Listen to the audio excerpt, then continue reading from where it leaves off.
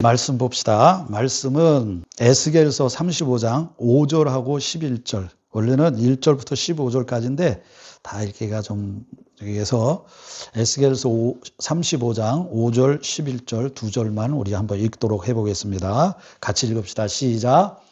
내가 옛날부터 한을 품고 이스라엘 족속의 환난 때 곧 죄악의 마지막 때에 칼의 위력에 그들을 넘겼도다. 그러므로 주 여호와의 말씀이니라. 내가 나의 삶을 두고 맹세하노니 네가 들을 미워하며 노하며 질투한 대로 내가 내게 행하며 너를 심판할 때에 그들이 나를 알게 하리라. 아멘. 기도합니다. 살아계신 하나님 아버지, 이 시간에도 이 예배 시간 주님께서 말씀하시는 이 시간, 이 말씀을 들을 때에 주님께서 우리에게 깨닫는 역사를 허락하여 주시고 순종의 역사도 허락하여 주셔서 이 말씀 붙들고 살아가는 우리가 되도록 인도하여 주옵소서. 복 내려 주옵소서. 예수님의 이름으로 기도하옵나이다. 아멘. 네. 살다 보면 이제 미운 사람도 만나게 되죠. 그죠? 우리가 살다 보면 꼭 나한테 항상 잘해주는 사람을 만나는 것도 아니고 살아가다 보면 이상하게 미운 사람도 있고 또 정말 내가 미워할 수밖에 없는 사람을 만날 수도 있어요. 그죠? 원수가 될 수밖에 없는 상황이 많단 말이에요. 그죠? 그럴 때 우리는 어떻게 해야 되느냐. 이겁니다. 그냥 무조건 그냥 주여 저 원수를 사랑하게 해 주십시오. 우리는 이렇게 기도해야 될 것이냐. 참 어려운 문제예요. 사랑하지 않는 사람, 사랑할 수 없는 사람, 사랑하기가 참 힘든 사람, 사랑이 안 되는 사람을 어떻게 하라고 그러세요? 하나님은 원수를 사랑하라고 그러세요. 그러니까 원수라기보다는 원수 같은 사람을 마주했을 때 우리는 그 사람들을 어떻게 대해야 할 것이냐. 하나님 앞에서 저 사람 사랑하게 해주십시오 라고 무조건 그렇게 기도하는 것이 그게 맞는 얘기냐. 아니면 그러면 저 사람 죽여주십시오 라고 기도하는 것이 또 맞는 얘기냐. 이런 우리가 생각들을 많이 하게 될 때가 많아요. 살다 보면. 그죠? 근데 이제 시편을 보면 다윗은 자기 원수들을 향해서 어떻게 기도했냐면 죽일 기계를 예비해 놓으셨다. 하나님이 너희들 까불지 마라. 막 이렇게. 그래서 하나님이 지금 활시위를 지금 당겨 놓으셨다. 하나님 그리고 제대로 완전히 쪽박나게 해주세요. 막 이렇게 무섭게 기도했어요. 제가 한번 그 전에 이런 부분을 가지고 한번 설교를 한 적이 있었는데 그때 이런 말을 제가 했었죠. 그죠? 과연 다윗이 그렇게 기도한 게 어떻게 보면 정말 섬뜩하거든요. 막 죄인들을 막 자기 원수들을 다 죽여버려라. 그들의 자녀까지 완전히 그냥 싹 다 망하게 해주십시오. 부모, 자녀 싹 다 하나님 망하게 해주십시오. 이렇게 어마어마하게 무시무시하게 기도를 하는 경우가 많이 있거든요. 시편을 보면. 우리가 그런 걸 볼 때 이게 맞나 싶기도 하는 그런 경우가 많아요. 그죠? 아무튼 우리가 살다 보면 미운 사람, 억울한 일을 만나고 그거보다 또 이해할 수 없는 상황도 겪게 되는 것이 우리 인생의 문제예요. 그죠? 다시 말씀드리지만 우리는 그때 어떻게 해야 되느냐. 오늘 이 본문에도 보면 뭐라고 그랬어요? 5절에 내가 옛날부터 한을 품고 그랬단 말이에요. 한을 품고 이스라엘 족속의 환난 때 곧 죄악의 마지막 때에 칼의 위력에 그들을 넘겼도다 그랬어요. 이 말씀을 보면 여기 누구를 가리키는 말이냐면 에돔이 이스라엘 백성에게 그렇게 했다는 것을 얘기하는 거예요. 자, 에돔은 누구죠? 에돔 족속은 조상이 누구죠? 에돔 족속의 조상 시초가 누구였죠? 에서였잖아요. 에서. 에서는 누구의 형제죠? 야곱의 형이잖아요. 그죠? 자, 에서가 야곱에게 어떤 일을 당했나요? 우리가 잘 알죠. 자, 오늘 제목이 뭐예요? 우리 설교 제목이 뭐죠? 한 맺힌 에돔. 한 맺힌 에돔. 그런데 그렇게 하신 이유가 있으리라. 이렇게 얘기하고 있단 말이죠. 자, 에돔의 조상은 에서예요. 근데 이 에서는 우리가 잘 아는 대로 야곱에게 무엇을 뺏겼죠? 장자권을 뺏겼어요. 장자권을 빼앗긴 과정을 보면 우리가 이해가 돼요, 안 돼요? 안 됩니다, 사실은. 저는 이 말씀을 이번 주에 묵상을 할 때 이 말이 굉장히 제 마음속에 아주 하나님 왜 에돔한테 너무 하시는 거 아니에요? 이런 생각이 들었어요. 에돔의 조상은 에서인데 그 에서가 야곱에게 당한 것을 생각해 보면 에서가 무엇을 품기 시작했냐 하면 한을 품기 시작한 거예요. 그래서 나중에 어떻게 해요? 에서가 아버지가 이제 곡할 때가 되니 내가 어떻게 하겠다고 그래요? 야곱을 죽이리라. 야, 얼마나 마음에 그 분노가 있고 억울했으면 자기 동생을 내가 죽여버리겠다는 거예요. 그죠? 지금과 같은 시대가 아니라 옛날에 그 가족이 굉장히 중요했던 시기 때, 그때는 정말 중요했던 사람들이, 왜냐하면 자기를 보호할 수 있는 사람은 가족밖에 없거든. 근데 그 동생을 내가 죽여버리겠다. 이렇게 마음을 품은 거야. 여러분들은 그럴 수 있겠어요? 만약에 동생이 잘못했어. 뭔가 나한테 억울한 일을 막 했어. 그러면 내가 이 새끼 죽여버려야지. 이러나요? 그러지는 않는단 말이에요. 그런데 그만큼 에서는 자기 인생의 모든 것을 빼앗긴 것 같은 그런 느낌을 받았던 것 같아요. 그래서 죽여버리겠다. 그런 한을 품기 시작했던 거죠.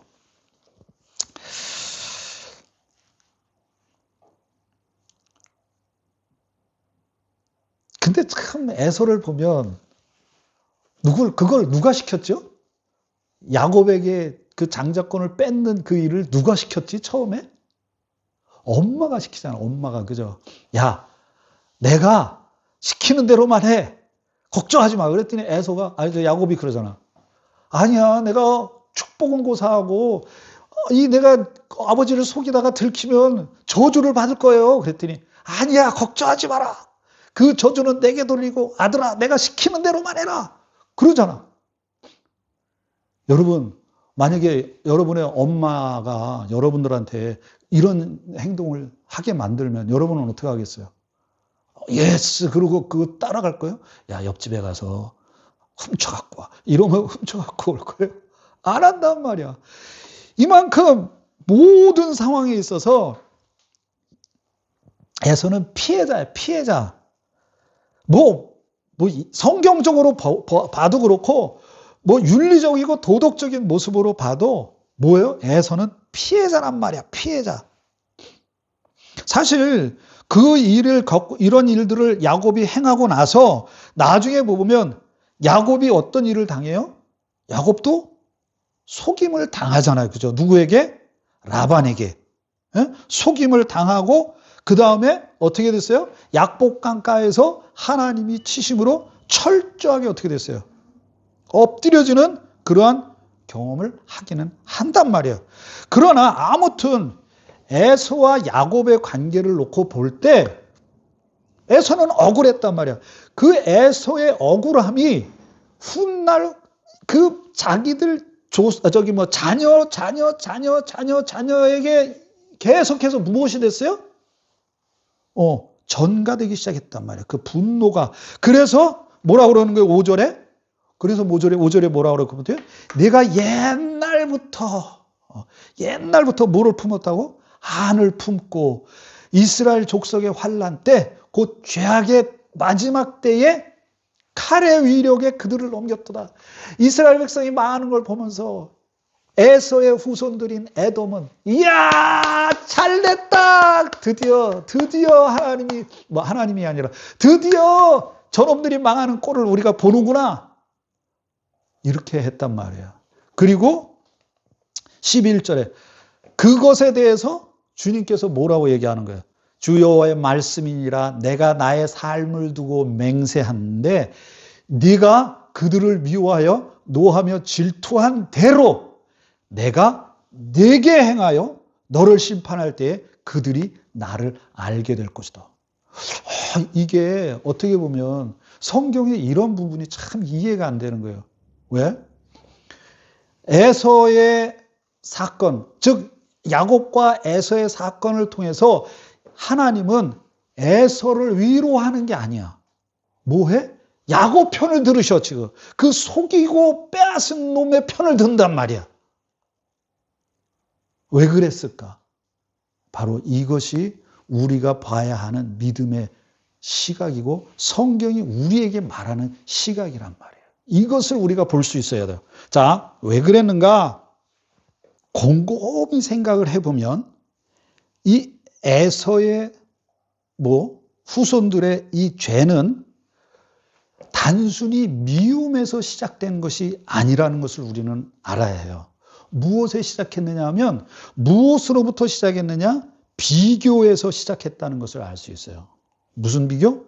자기와 야곱을 끊임없이 비교한 데서 시작됐다는 사실을 우리는 알아야 돼요. 창세기 28장을 보면 야곱이 축복을 받는 것을 보면서 그리고 부모가 그런 야곱을 기뻐하는 것을 보면서 그리고 야곱이 부모의 뜻에 순종해서 떠나는 것을 에서는 보면서 그러면서 그 에서 자신도 이스마엘이라고 하는 딸의 아내를 내가 맞이하면 부모가 나를 기뻐하겠구나, 나를 좋아하겠구나, 이런 뭔가 비교 의식에서 행동하기 시작했다는 거예요. 그러나 그 행동은 사실 하나님을 위한 행동이 아니었고 무엇이었냐면 야곱과 자신을 끊임없이 비교하는 가운데서 뭐가 됐어요? 나온 행동이었다는 거예요. 그래서 우리가 이거 되게 조심해야 되는 거예요. 어떤 사람이 어떤 사건에 있어서 비교하도록 만드는 일들, 은근히 그런 것들 잘하는 사람들이 있어요. 남을 끊임없이 경쟁을 시켜놓고 싹 빠져갖고 자기는 뒤에서 다 관망하고 있다가 이기는 놈 내 편, 이런 사람들 많아요. 그죠? 인생을 살아보면 그런 사람들 많아. 그런 사람들 많다. 그런 환경을 조성하는 것을 굉장히 우리는 조심해야 돼. 물론 이제 그 말을 하려고 하는 것은 아니지만 곁다리로 나갔는데 아무튼 에서는 끊임없이 무엇을 했냐면 야곱과 자기를 비교하기 시작했다는 거예요. 근데 그 비교가 비교에서 끝난 것이 아니라 무엇으로? 미움으로, 그리고 그 다음 무엇으로? 한으로 발전돼 가기 시작했다는 것을 오늘 이 본문에서 우리는 배워야 하는 거예요. 비교는 질투를 낳게 되고요. 질투는 미움을 낳았고 미움은 곧 원한으로 굳어져 가는 것을 이 본문에서 우리는 알 수가 있어요. 그러면서 그 원한은 세월이 흐르면서 형제의 무엇을? 고난을 기뻐하게 됐고 그 다음에 형제의 기업을 탐내기 시작했으며 마침내 하나님께서, 이게 중요한 거예요, 마침내 하나님께서 사랑하시는 백성을 대적하는 죄로까지 어떻게 됐다는 거예요? 나가게 됐다는 거예요. 즉 끊임없이 비교하고 질투하고 미워하는 것, 그것이 결국엔 무슨 일을 벌이게 도록 만들었냐 하면 하나님을 대적하는 일을 만들도록 했다는 데 포인트가 있는 거예요. 하나님을 대적하는 일을 만들게 했다. 그래서 이 성경을 통해서, 이 말씀을 통해서 우리가 하나 생각해 봐야 할 것이 있다면 성경은 우리가 인간 세상 속에서 살아가면서 부딪히는 여러 가지 일들을 통해서 얻게 되는 그 상처를 하나님은 부정하지 않으세요. 아까도 얘기했죠? 시편에는 억울함을 토로하는 기도가 가득해요. 그 억울함을 토로하는 정도가 아니라 아까도 얘기했지만 원수 자체를 어떻게 하라고? 싹 다 하나님 그 씨를 말려주십시오. 이렇게 기도하는 경우도 많이 있다는 거예요. 즉 다시 말해서 하나님은 우리의 눈물과 탄식을 뭐 한다고요? 외면하지 않으신다. 중요한 건 하나님은 내가 그런 평생 동안 살아가면서 받은 상처를 붙들고 살아가기를 기뻐하지 않으신다는 거예요. 에서를 통해서, 즉 에돔 족속을 통해서 하나님이 이스라엘과 함께 살아가는 이 과정 속에서 지금 보여주시는 이 메시지는 뭐냐 하면, 자, 우리가 인생을 살아가다 보면 억울한 일도 만나고 힘든 일도 만나고 이해할 수 없는 상황 속에서 막 내가 모함을 당하기도 하고 막 그런 일들이 많아져. 그러다가 보면은 뭐가 있어요? 힘들고 어려워. 그런데 그 이면에는 뭐가 있다는 거예요? 그놈이나 나나 서로가 서로 비교하면서 벌인 일들이 많이 있다는 거야. 그런데 그 일들이 결국은 어디로 발전이 돼 가느냐? 하나님을 대적하는 것으로 발전해 간다. 자, 여기까지 우리가 오늘 이 말씀을 통해 정리를 했다면 거기서 한 단계 더 나가서 뭐를 해봐야 되냐면, 하나님은 그렇게 어려운 일들을 만나고 억울한 일을 당한 사람들이 그 억울하고 힘든 일 속에 갇혀서 살아가는 것을 기뻐하지 않으신다. 또한 어떻게 해요? 그 일들 속에서 누구를 바라보기를 원하시냐 하면 하나님을 바라보기를 원하신다는 거예요. 이게요, 오늘 이 본문의 말씀은 딱 하나예요. 이 메시지를 하나님이 우리에게 주시는 거예요. 하나님이 평생 내가 상처만 붙들고 살아가는 사람이 되기를 기뻐하지 않으시고, 상처는 뭐 하는 거예요? 어렵고 힘든 일은 뭐 하라고? 하나님께 어떻게 하라고? 가지고 나아가라는 것이에요. 하나님께 가지고 나와서 토로하는 것이 되어야 하는 거지, 그 상처를 붙들고 내가 언젠가는 저놈을 반드시 처단하리라, 이렇게 되면은 안 된다는 거예요. 그래서 시편에도 다윗은 자기의 상처를 하나님 앞에 가지고 나온 거야. 그래서 뭐 했어요? 하나님, 저놈을 좀 어떻게 처리해 주십시오. 하나님, 저놈을 어떻게 좀 처리 좀 해 주십시오. 그리고 뭐 했어요? 다윗은 거기서 멈췄죠. 왜? 하나님께 그걸 다 맡겼으니까.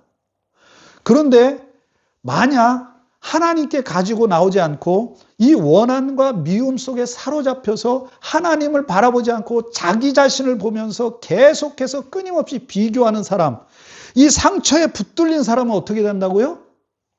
자기가 행동을 해.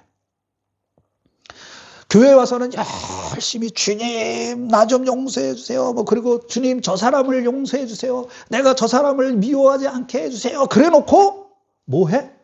행동한단 말이야. 자기가 구체적으로 행동을 해버려.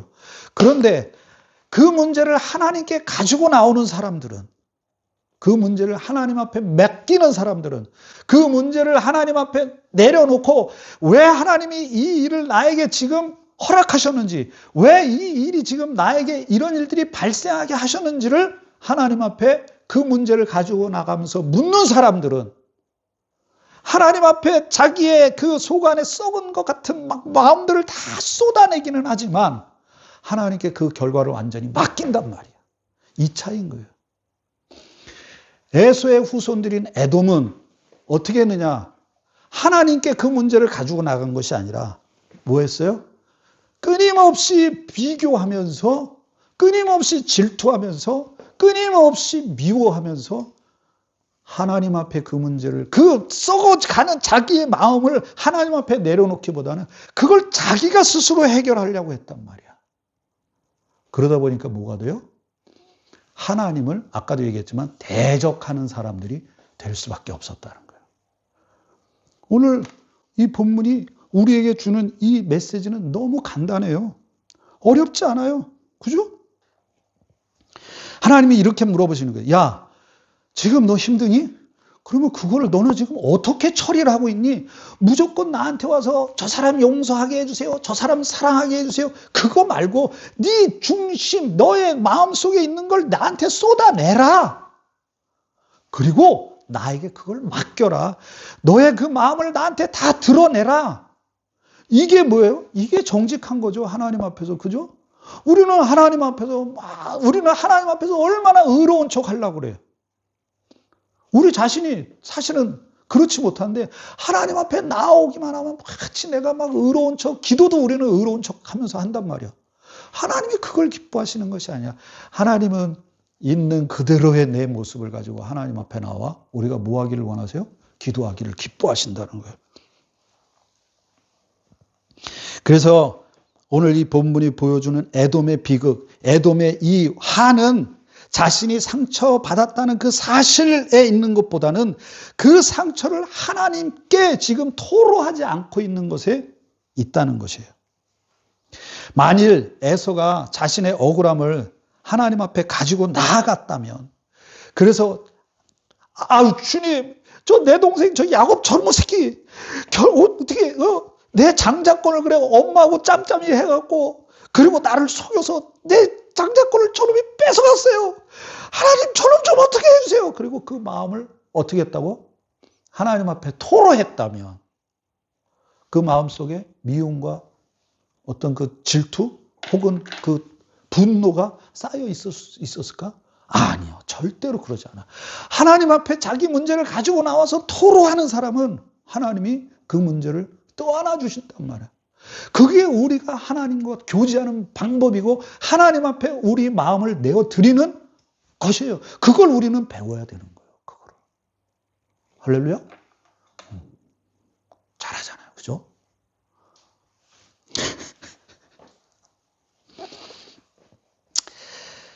만일 에서가 왜 야곱입니까? 왜 저놈만 저렇게 하나님 부모의 사랑을 독차지하듯이 저렇게 살아가야 됩니까? 라고 하는 대신에 주님 저는 어떻게 해야 됩니까? 이 상황에서 저는 어떻게 해야 됩니까? 혹은 주님 왜 이 아픔을 저에게 허락하셨습니까?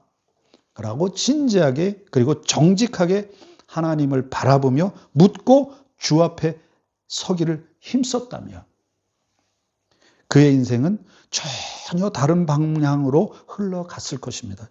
그리고 오늘 이 에스겔서에서 에서의 후손이은 에돔에게 하나님이 지금 이 저주의 심판처럼 하는 이 말씀도 듣지 않았을 수 있다는 거예요. 그러나 그는 계속해서 하나님을 바라보기보단 그 문제를 제공했던 야곱을 바라보기 시작합니다. 야곱을 계속해서 바라보고 내가 저놈을 언젠가 죽여버리리라. 그래서 그 모든 일들을 역사하시는 하나님의 주권보다 뭐예요? 인간의 그 불평등함, 불공평함을 속에서 더 오래 뭐 했던 거예요? 머물고 있었던 거예요. 그래서 결국 그의 시선은 에서의 시선은 하나님을 바라보기보단 인간의 불공평함에서 머물러 있었던 거예요. 그래서 그의 마음은 하나님이 없는 오로지 인간의 날 것 그대로의 그 영원한 적개심에 붙들려 살아갈 수밖에 없었던 것이에요. 여러분, 창세기 50장 19절 20절입니다. 요셉이 그들에게 이르되 두려워하지 마소서 내가 하나님을 대신하리이까. 하나님은 당신들은 나를 해하려 하였으나 하나님은 그것을 선으로 받고 오늘과 같이 많은 백성의 생명을 구원하게 하시려 하셨나이다.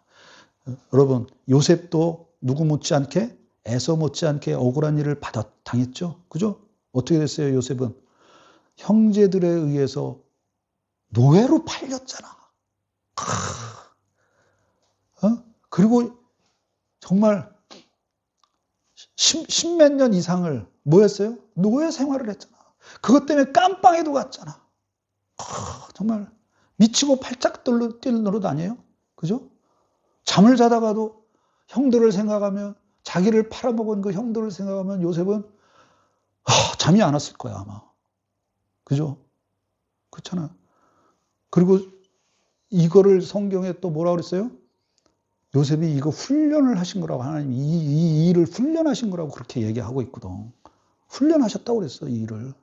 그 다음에 보세요. 사무엘상 24장 12절에도 여호와께서는 나와 왕 사이를 판단하사 여호와께서 나를 위하여 왕에게 보복하시려니와 내 손으로는 왕을 해하지 않겠나이다. 이건 누가 한 말이에요? 다윗이 지금 사울왕을 가리켜서 말하는 거예요. 사울왕이 굴속에 딱 들어가 있어서 다윗이 한 번에 죽일 수 있는 그 찬스를, 기회를 그냥 탁 하고, 왜 나를 공격하십니까? 지금 이러고 있는 거야. 나와 왕 사이를, 나와 사울 당신의 왕 사이를 나 판단하사 여호와께서 나를 위하여 왕에게 보복하시겠지만 내 손으로는 당신을 해하지 않겠습니다. 지금 이러고 있는 거예요. 다윗이 얼마나 사울 왕에게 고생을 당했어. 그죠? 근데 뭐 했어요? 그 문제에 빠지기보단 그 문제를 허락하신 누구를 바라봤어요? 하나님을 바라봤단 말이에요. 그러니까 이런 고백을 하고, 아까 요셉도 그런 고백을 할 수 있었던 거예요. 그 다음에 사무엘하 13장 22절.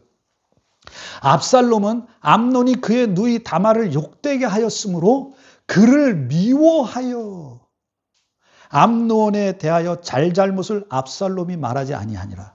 그리고 이 이후에 어떤 일이 벌어졌어요. 이 이후에 양털을 깎는 척 하다가 어떻게 했어요? 자기 형제들을 다 죽여버렸잖아요. 그죠? 암논을 죽여버렸잖아요. 그죠? 그리고 나머지 형제들은 다 도망갔잖아요. 그죠? 그죠? 여기에서 미워하다고 하는 이 말이 사페르라고 하는 단어인데, 이 단어가 아까 우리가 보았던 본문에서 보았던 뭐예요? 그 에서가 품은 그 마음과 똑같은 단어를 썼다는 거예요. 이 단어가 똑같은 단어를 쓴 거예요. 자, 이제 결론의 말씀으로, 총교도 토마스 왓슨이라는 사람은 이렇게 이야기를 해요.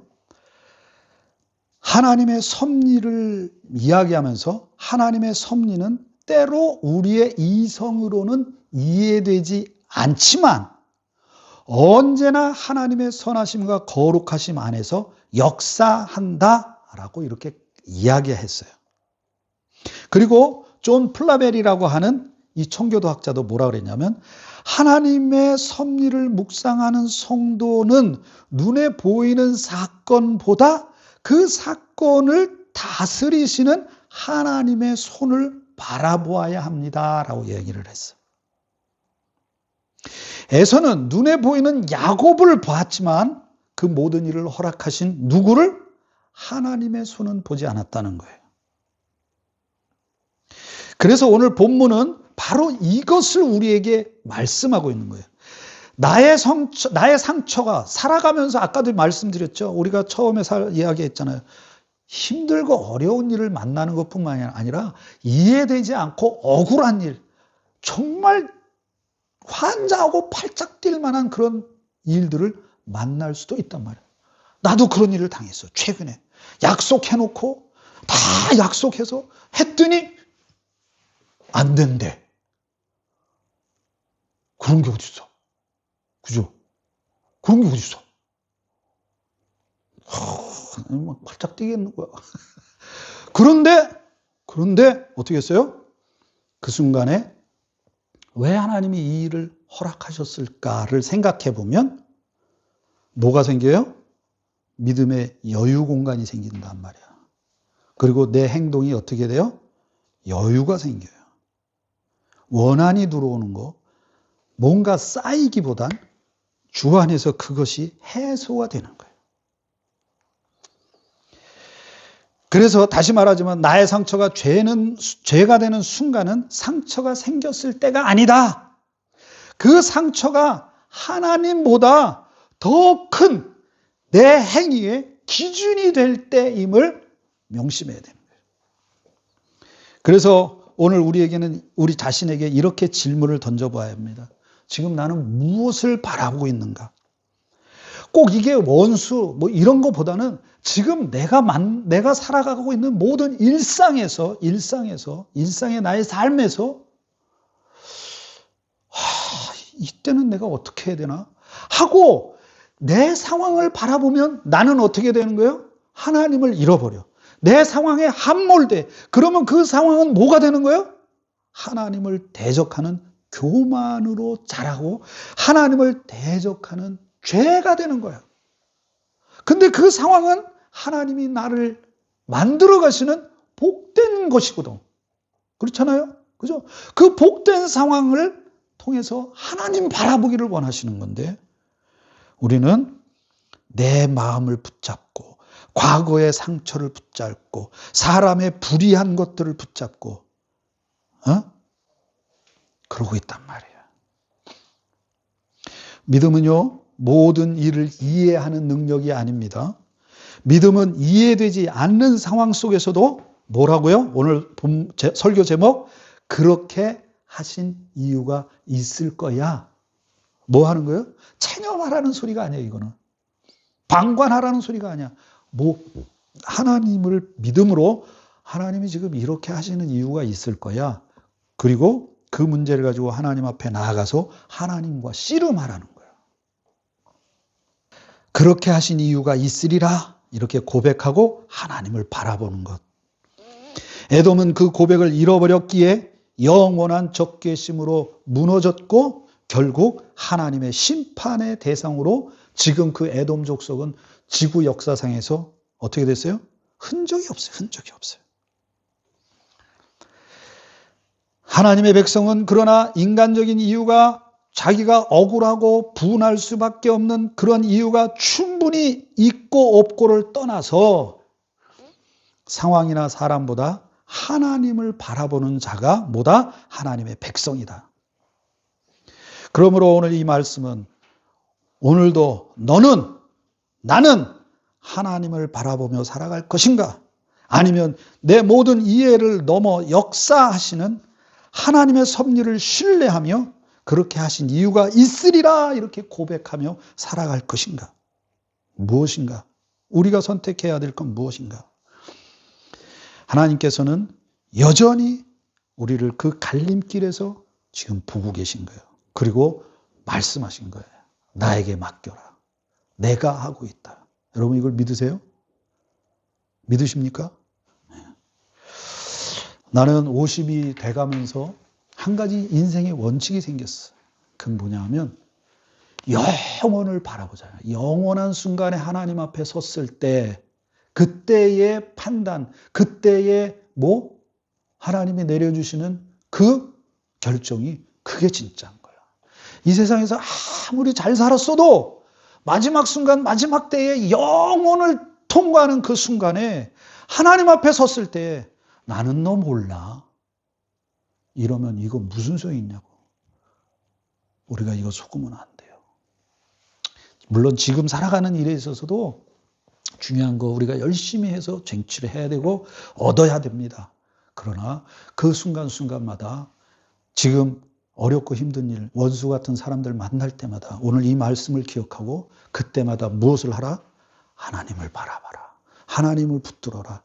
이 문제, 그런 문제를 하나님께 가지고 나아가라. 주여 용서하게 하옵소서. 주여 사랑하게 하옵소서. 그거 백날 해도 안 된다. 안 된다. 그거는 애당초 포기해라. 그럼 뭐 해라? 하나님 앞에 있는 상황 그대로를 그냥 하래라. 그리고 하나님께 맡겨라. 하나님 도와주세요. 저놈 좀 박살을 내주셔요라든가 뭐 하여튼 그렇게 그렇게라도 기도해야 돼. 그리고 하나님께 그거 맡기는 거예요. 그럴 때 그리고 여러분 그렇게 기도하면 어떤 느낌이 드는지 알아요? 내가 보인다. 그렇게 막 기도하기 시작하면 내가 보여. 하나님이 뭐라고 그러는 줄 알아요?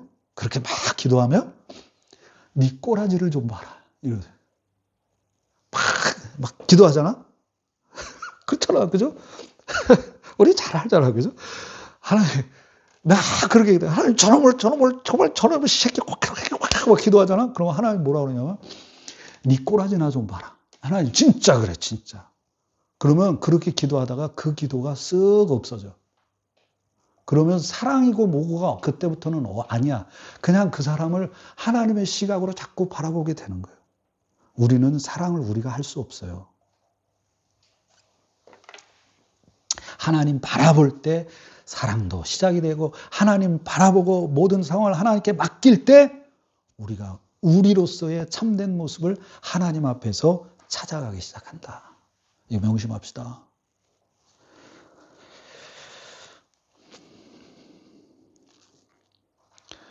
그렇게 하신 이유가 있으리라. 다 같이 한번 얘기해 봅시다. 그렇게 하신 이유가 있으리라. 믿음으로 고백합니다. 아멘. 그렇게 살아가며 이 한 주간도 주님 꼭 붙드는 우리 모두가 되기를 힘쓰고 더욱 애씁시다. 그래서 주님을 잃어버리면 모든 것을 나는 잃어버린 자다. 이 믿음 안에서 이 한 주간도 주님 꼭 붙들고 살아가는 우리 모두가 되기를 주의 이름으로 축원합니다.